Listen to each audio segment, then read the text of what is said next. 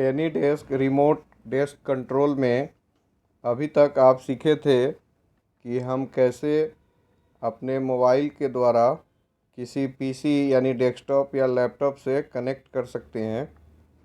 अब आइए आपको हम एनी डेस्क से संबंधित बहुत सारे सेटिंग्स को बताते हैं जो आपके लिए बहुत ही इम्पोर्टेंट है।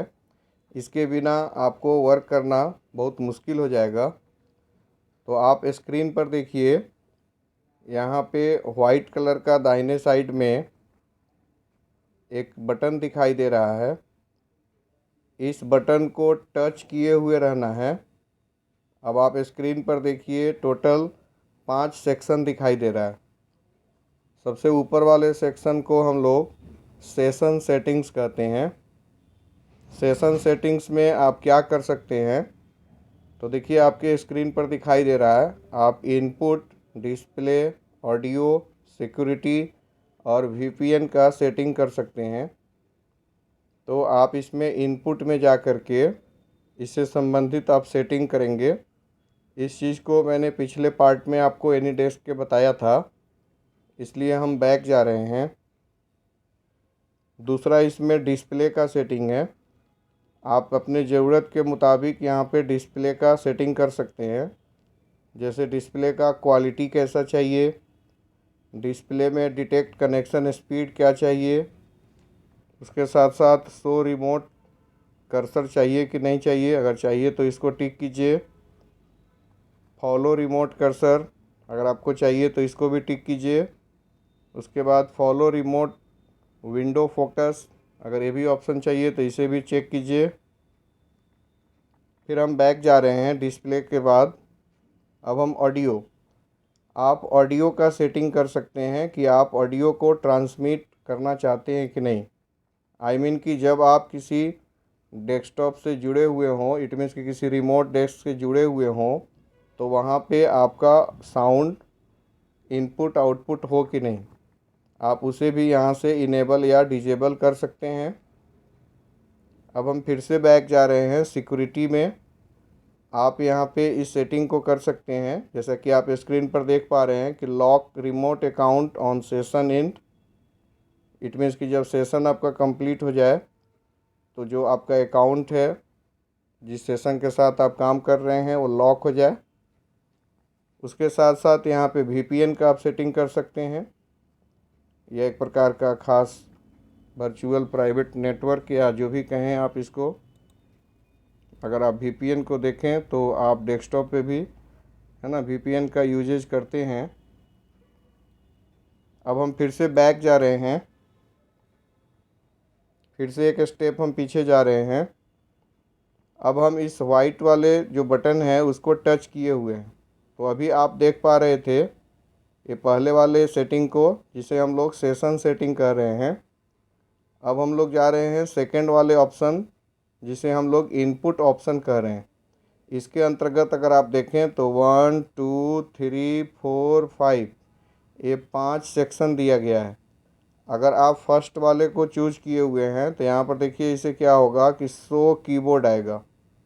जैसे आप कुछ टाइप वगैरह करना चाहते हैं तो इस कीबोर्ड की आपको आवश्यकता होगी, तो आप इस पर टच कर दीजिए।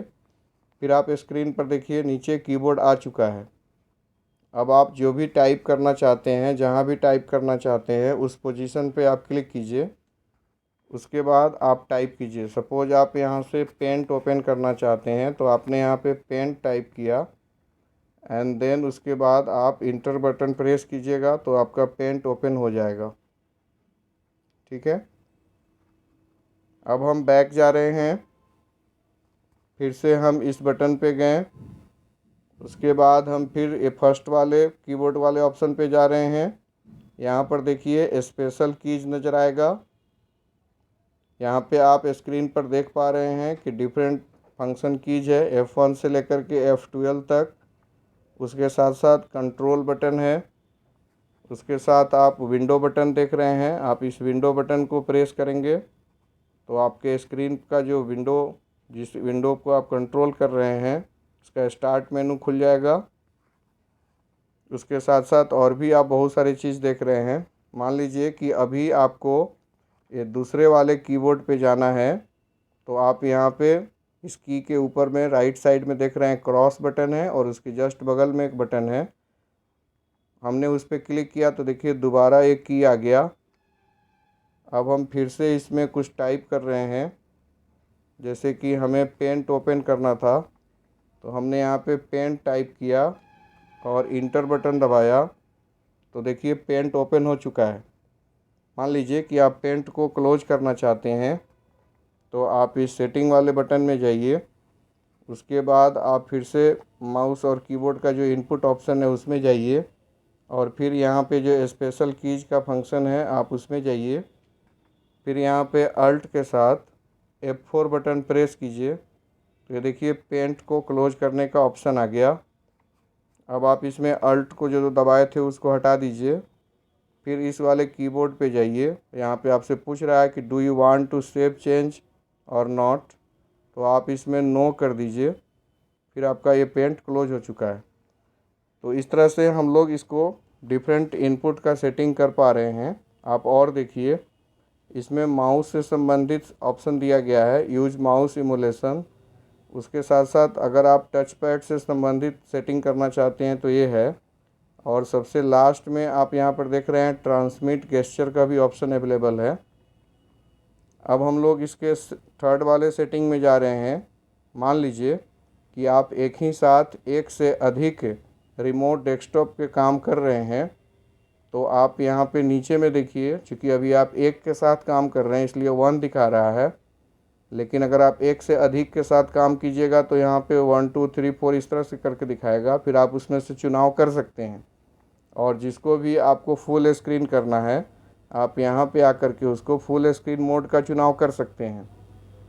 अब हम इसके फोर्थ वाले ऑप्शन में आ रहे हैं। यह भी बहुत इम्पोर्टेंट है।